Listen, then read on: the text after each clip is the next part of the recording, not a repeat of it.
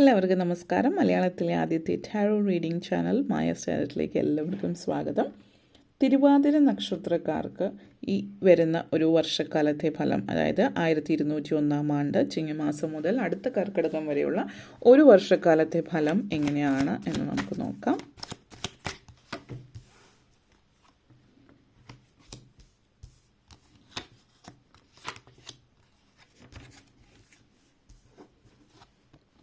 Ten of Wands, Tower moment, Strength card, Three of Wands, Eight of Swords and Death card.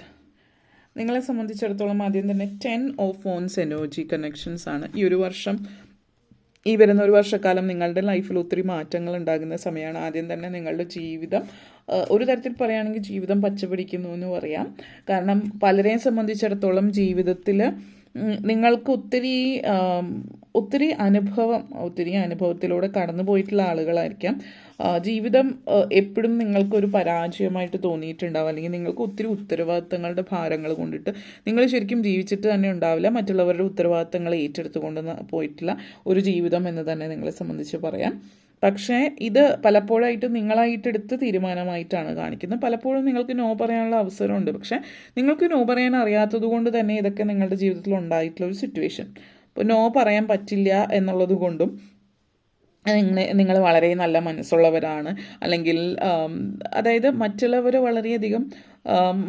എന്ത് പറയും, അല്ലെങ്കിൽ ഞാനൊരു selfish ആയിട്ടുള്ള ആളാണെന്ന് ചിന്തിക്കുമോ നോ പറഞ്ഞാൽ എന്നുള്ളൊരു ചിന്തയിലേക്ക് ആണ് നിങ്ങൾ വളർന്നു വന്ന സാഹചര്യവും നിങ്ങളെ കൊണ്ട് ചിന്തിപ്പിക്കുന്നത്. പക്ഷേ പലപ്പോഴായിട്ടും നമ്മളുടെ ഇമോഷണൽ ഫിസിക്കൽ വെൽബീയിങ്ങിന് നമ്മളുടെ കാര്യങ്ങൾ നോക്കാൻ നമ്മൾ മാത്രമാണ് ഉള്ളത് എന്നുള്ളൊരു ചിന്തയും, അതിന് മറ്റാരും വന്നിട്ട് മറ്റുള്ളവർ അവരവരുടെ കാര്യങ്ങൾക്ക് വേണ്ടിയിട്ട് മുന്നോട്ടേക്ക് വരുന്നു. ഇപ്പോൾ നിങ്ങളുടെ കാര്യങ്ങൾ നിങ്ങൾ മുന്നോട്ടേക്ക് ചിന്തിക്കേണ്ടതുണ്ട് എന്നുള്ളൊരു ചിന്തയിലേക്ക് നിങ്ങൾ വരികയാണ്. കുറേ കാലങ്ങളായിട്ട് നിങ്ങൾ പലരുടെയും വിഴുപ്പ് ചുമക്കുന്ന, അല്ലെങ്കിൽ പലരുടെയും ഉത്തരവാദിത്തങ്ങൾ കൊണ്ടു നടക്കുന്നുണ്ടാവും.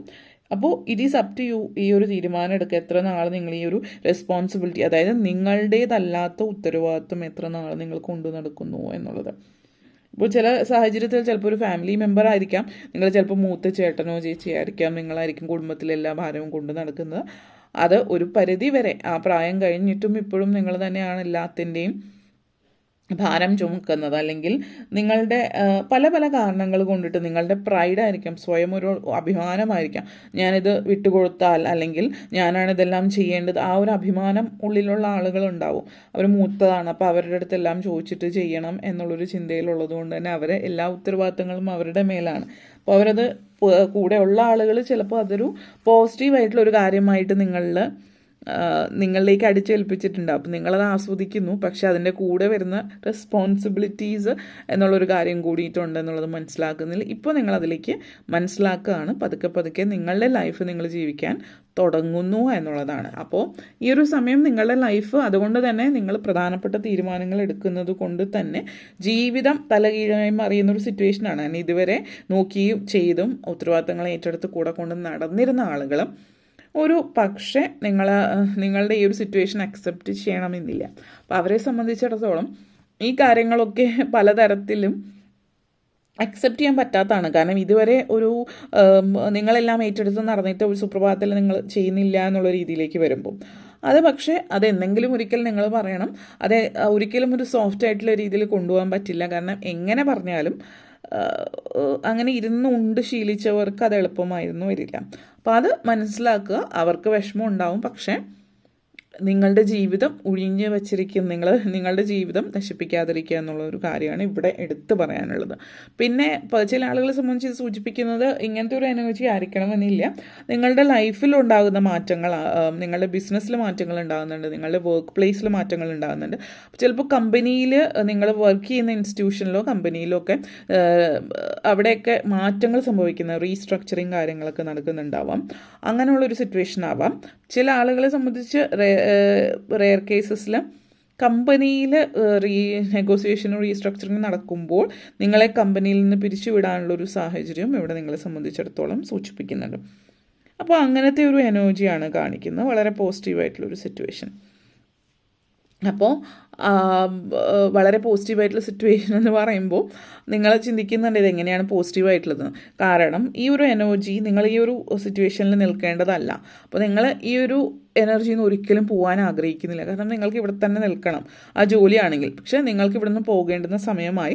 നിങ്ങൾ ആദ്യമേ തന്നെ നല്ലൊരു ജോലിക്ക് നോക്കി ജോലിക്ക് ശ്രമിച്ചാൽ നല്ലൊരു ജോലിയിലേക്ക് കിട്ടേണ്ടതാണ്. പക്ഷേ നിങ്ങൾ ഇത്രയും സിറ്റുവേഷനിലും ഈ പറയുന്നത് നിങ്ങൾക്കുള്ളതാണെന്ന് കേൾക്കുന്ന നിങ്ങളിൽ ചില ആളുകൾ മനസ്സിലാക്കുന്നില്ല എന്നുള്ളത്. അപ്പോൾ അത് മനസ്സിലാക്കുകയാണ് എങ്കിൽ നിങ്ങൾക്കുള്ളതാണ് ഇതെന്ന് മനസ്സിലാക്കുന്നതിലൂടെ നിങ്ങൾ ആ ഒരു ജോലിയിൽ മുന്നോട്ടേക്ക് പോവുകയാണ് ചെയ്യുന്നത്. അപ്പോൾ അതായത് പുതിയ ജോലിയിൽ മുന്നോട്ടേക്ക് പോവുകയാണ് ചെയ്യുന്നത്. പഴയ ജോലി അത് നിങ്ങൾക്കുള്ളതല്ല എന്ന് മനസ്സിലാക്കി പുതിയ ജോലിക്ക് അപ്ലൈ ചെയ്ത് പുതിയ ജോലിയിലേക്ക് മുന്നോട്ടേക്ക് പോകുക. അല്ലാത്തവരെ സംബന്ധിച്ചിടത്തോളമാണ് ചിലപ്പോൾ ഒരു ടെർമിനേഷൻ കാര്യങ്ങളൊക്കെ ഉണ്ടാവാം എന്നുള്ളത് സൂചിപ്പിക്കുന്നത് ഈ ഒരു വർഷത്തിൽ. അപ്പോൾ ജോലി മാറാൻ മനസ്സുകൊണ്ട് ആഗ്രഹിക്കുന്ന, അതായത് നിങ്ങൾ വർഷങ്ങളായിട്ട് ഒരേ സ്ഥലത്ത് ഒരേ ജോലിയിൽ നിൽക്കുകയാണ്, ഉന്നമനവും കാര്യങ്ങളും ഒന്നും ഇല്ല എങ്കിൽ ജോലി മാറാൻ ശ്രമിക്കുന്നതിന് പറ്റിയ സമയമാണ്. കാരണം ഇവിടുത്തെ സമയം എന്ന് പറഞ്ഞാൽ ദൈവാനുഗ്രഹം നല്ലതുപോലുള്ളൊരു സമയമാണ്. അപ്പോൾ ചില സിറ്റുവേഷൻ എന്ന് പറഞ്ഞു കഴിഞ്ഞാൽ നമുക്ക് മുന്നേറേണ്ടുന്ന സമയമാണെങ്കിലും നമ്മൾ മടിപിടിച്ച് അല്ലെങ്കിൽ കംഫർട്ട് സോൺ എന്ന് ഇപ്പോൾ ഓമന വാക്കിൽ നമ്മൾ ഓമന പേര് വിളിക്കും, കംഫർട്ട് സോണിലാണെന്ന്. കാരണം അവിടെ ആകുമ്പോൾ പ്രത്യേകിച്ച് നമ്മളൊന്ന് അഡാപ്റ്റ് ആയി. ഇനിയിപ്പോൾ വേറെ സ്ഥലത്ത് പോയി അവിടെ പഠിച്ച് മനസ്സിലാക്കി അതിന് കുറേ സമയമെടുക്കും.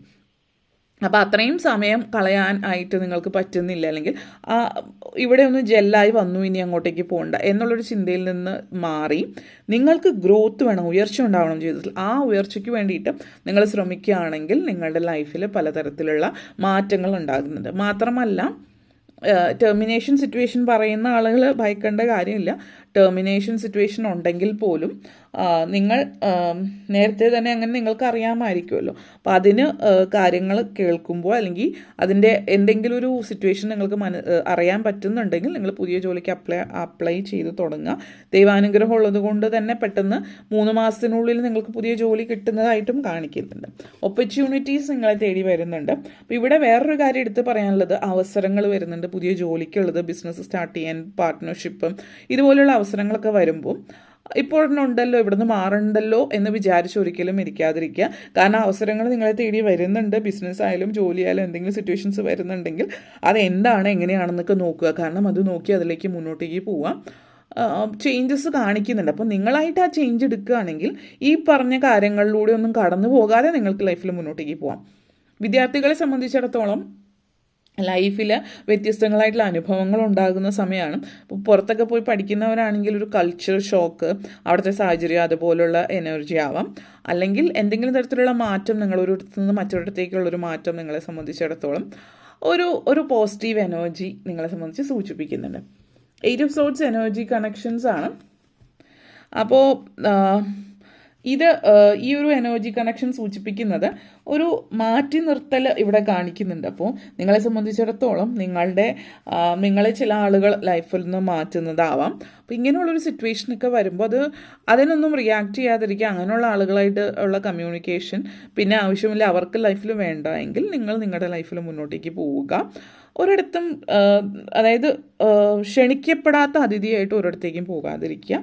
കാരണം അതെടുത്ത് പറയാൻ കാര്യം എന്ന് വെച്ചാൽ ചിലപ്പോൾ പാരൻസ് ആയിരിക്കും, ചില ആളുകൾ പറയും ബന്ധങ്ങൾ നഷ്ടപ്പെടുത്തരുത്, അവരപ്പുറത്തെ ദേഷ്യത്തിന് പറഞ്ഞതായിരിക്കും, അല്ലെങ്കിൽ അങ്ങനത്തെ സിറ്റുവേഷൻ അനുസരിച്ച്. പക്ഷേ നിങ്ങളുടെ അഭിമാനം നിങ്ങൾക്കിടെ മനസ്സ് അനുവദിക്കുന്നില്ല എങ്കിൽ ഒരിക്കലും മറ്റൊരാൾ പറഞ്ഞതുകൊണ്ട് അങ്ങനെയുള്ള സിറ്റുവേഷനിലൊന്നും ചെന്ന് പോവാതിരിക്കുക എന്നുള്ളതാണ് എടുത്തു പറയാനുള്ളൊരു കാര്യം. പിന്നെ വിദേശത്തുള്ളവരെ സംബന്ധിച്ചിടത്തോളം സിറ്റുവേഷൻ സൂചിപ്പിക്കുന്നത് ഒരു പക്ഷേ നിങ്ങളുള്ള സ്ഥലത്തുനിന്ന് മറ്റൊരിടത്തേക്ക് മാറാനുള്ള ഒരു അവസരം വന്നേക്കാം. അപ്പോൾ ആ രാജ്യത്തു നിന്ന് പുതിയൊരു രാജ്യത്തേക്ക് ഒരു മാറ്റം കൂടി വരാം. ഓൾറെഡി വിദേശത്തുള്ള ആളുകളെ സംബന്ധിച്ചാണ് പറയുന്നത്. പിന്നെ ഡെത്ത് കാർഡാണ്. ഡെത്ത് എനർജി സിറ്റുവേഷൻസ് മൊത്തത്തിലുള്ളൊരു മാറ്റം, ലൈഫ് സൈക്കിൾ ഉള്ളൊരു മാറ്റം എന്നുള്ള രീതിയിൽ പറയാം. അപ്പോൾ ഏത് തരത്തിലുള്ള മാറ്റം എന്നുള്ളതാകുമ്പോൾ ഓരോരുത്തരെ സംബന്ധിച്ച് വ്യത്യസ്തമായിരിക്കും. മൊത്തത്തിൽ ഒരു ലൈഫ് ചേഞ്ചിങ് ആയിട്ടുള്ള സിറ്റുവേഷൻ, ഇപ്പോൾ ഒരു സ്ഥലത്ത് നിന്ന് മറ്റൊരിടത്തേക്ക് മാറുക, അപ്പോൾ മാറ്റത്തിന് നിങ്ങളുടെ ജോലി മാറും, സ്ഥലം മാറും. അപ്പോൾ കുട്ടികളൊക്കെ ഉള്ളവരാണെങ്കിൽ കുട്ടികളുടെ സ്കൂൾ മാറും, എല്ലാ ചുറ്റുമുള്ള നെയ്ബേഴ്സ് മാറും, വീട് മാറും, എല്ലാ തരത്തിലുള്ളൊരു മാറ്റമാകാം അത്.